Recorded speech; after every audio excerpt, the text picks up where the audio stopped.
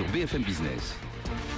Il est 11h45 et tous les jeudis à cette heure-ci, on parle immobilier. On vous éclaire sur ce marché qui bouge plus qu'on ne le croit. Et on vous éclaire avec Olivier Marin. Bonjour Olivier. Bonjour à tous les deux. Olivier Marin, rédacteur en chef du club Imo Explore Imo, Le Figaro.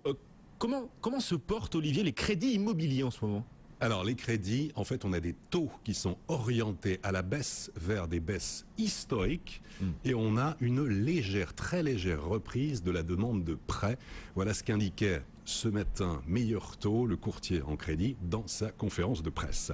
Et pour les taux de crédit fixe hors assurance, Meilleur Taux livre dans son dernier baromètre, c'est assez intéressant, la moyenne sur 15 ans est de 3,31%. On était à 4,05% en janvier dernier.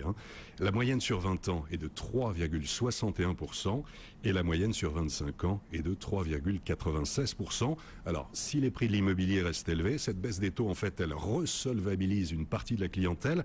Et selon Meilleur Taux, il y a un indicateur qui est important, c'est que 60% des banques proposent aujourd'hui des taux inférieurs à 3,60 sur 20 ans, alors qu'elles n'étaient que 1% à le faire avant l'été. Elles sont 60 fois plus nombreuses à proposer des taux inférieurs à 3,60 sur 20 ans, les banques. Eh ben dites, donc ça bouge quand même sur ce secteur immobilier. Quel est le profil type d'un emprunteur aujourd'hui en France ? Alors on commence, on va dire en région par exemple, alors c'est 36 ans, l'âge moyen, c'est un couple qui gagne 5 000 € net par mois, qui a un apport initial de 68 000 €, qui obtient un prêt de 168 000 € pour acheter une maison ou un appartement de 250 000 €. Alors ça, c'est le profil type de l'emprunteur en province. Si on regarde à Paris maintenant ? Alors à Paris, au niveau de l'âge, un tout petit peu plus haut, c'est 37 ans. Oui. Alors le montant moyen des revenus, alors là c'est beaucoup plus, c'est 8 000 € net par mois. C'est quasiment 2 fois plus qu'en province. Absolument. Un apport initial de 165 000 €, un prêt de 240 000 € pour devenir propriétaire d'un bien qui coûte autour de 436 000 €, presque 2 fois plus qu'en région. À noter que de moins en moins achètent à Paris, c'est plutôt les secteurs évidemment de l'Île-de-France qui sont privilégiés. Et puis pas de hausse de taux à l'horizon avant la fin de l'année, mais il vaut mieux rester prudent.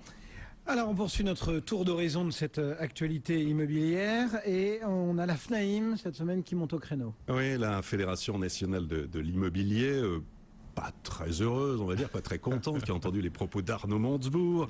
La FNAIM qui regroupe quand même des dizaines de milliers d'adhérents, elle demande à être reçue en urgence. La FNAIM n'a pas bien pris les récentes déclarations du ministre qui indiquait qu'il serait bien de mettre à contribution le secteur de l'immobilier pour relancer la compétitivité en baissant les charges des entreprises.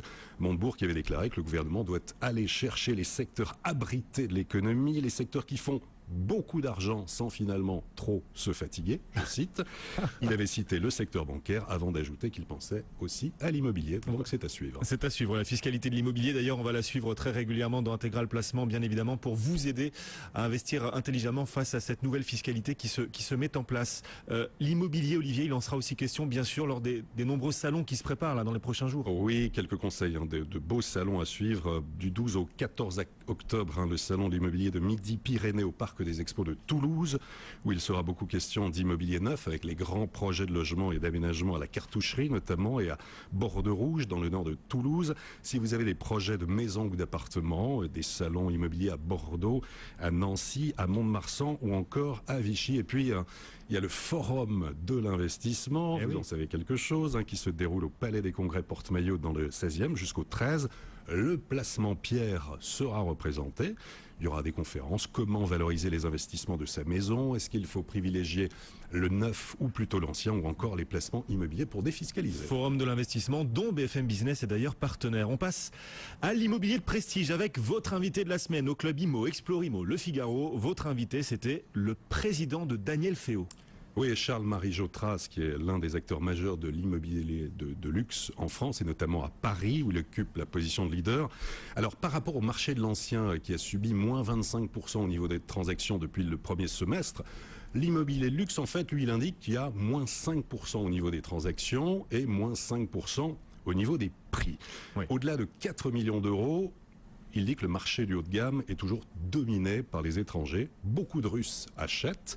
Et autour de 20 millions d'euros pour les biens exceptionnels, là c'est plutôt la clientèle des pays du Golfe qui est en tête. Et puis le phénomène nouveau, et c'est l'évolution notable, un mouvement sans précédent de départ vers l'étranger. Ah tiens, c'est pas une légende. D'entrepreneurs, d'investisseurs touchés de près ou de loin par tiens. les réformes fiscales, taxes à 75%, qui mettent en vente leurs biens, alors ce qui augmente considérablement le stock, et puis des étrangers qui seront plus taxés sur les résidences. Si on ajoute un projet dont on entend parler de nouvelles taxes pour les biens à plus d'1 million d'euros, dans ces conditions, est-ce que l'immobilier reste un bon placement à la fois pour les Français et les non-résidents? Voici la réponse de Charles-Marie Jotras. Et on écoute le patron de DNLFO.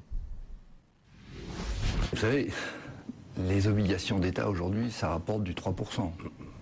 Donc pour les gens qui ont un patrimoine important, si vous mettez un taux de 1,8% d'ISF après l'impôt sur le revenu, donc quel est l'actif qui est un bon placement aujourd'hui? Je ne sais pas. Je pense que par rapport même à des obligations qui sont considérées comme étant sûres, l'immobilier rapporte plus que ça, est très taxé, c'est clair. Mais au moins il y a une perspective, en tous les cas lorsqu'il s'agit de l'immobilier parisien, il y a une perspective de valorisation qui est liée au fait qu'on est sur un marché sur lequel les biens sont non reproductibles.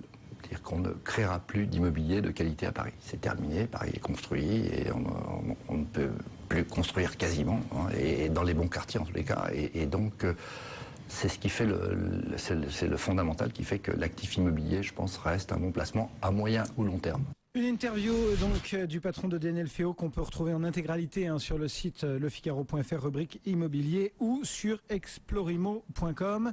On termine, Olivier, comme chaque semaine, par l'immobilier de prestige et un exemple de bien vendu récemment en France. Alors direction le Pays Basque, le sud de Biarritz. Un bien vendu récemment sur l'océan. Il s'agit d'une demeure néo-basque des années 1930 qui domine la mer, les montagnes, sur un terrain de 2000 mètres carrés, une maison de 250 mètres carrés. Ouais, on découvre les images là pour ceux qui nous regardent en télé, c'est magnifique. Dressing, une grande terrasse vue sur la mer, la côte, les montagnes, sans oublier la piscine avec le pool house. Wow. Bien vendu récemment par l'agence Biarritz Sotheby's International, autour de 5 millions d'euros, et l'acquéreur est un... moi je dirais un Suédois, c'est Zlatan Ibrahimovic, non? Qui s'est payé une villa dans le sud. Dans les Yvelines, une maison. Moi je dis un Français, là, il y a un drapeau au bout de la piscine. C'est un Australien. Un Australien. Bon, parce qu'il y a des vagues. Parce qu'il y a des vagues, parce qu'il y a du rugby aussi, parce que c'est le point commun entre le sud-ouest et l'Australie, on aime bien le rugby. Bon ben voilà, superbe demeure donc dans le sud de la France qui vient d'être vendue près de Biarritz. Merci beaucoup Olivier Marin, rédacteur en chef du club Explorimo Le Figaro. Merci beaucoup Olivier, on se retrouve la semaine prochaine. Merci. Aucun intégral placement. Le CAC plus 0.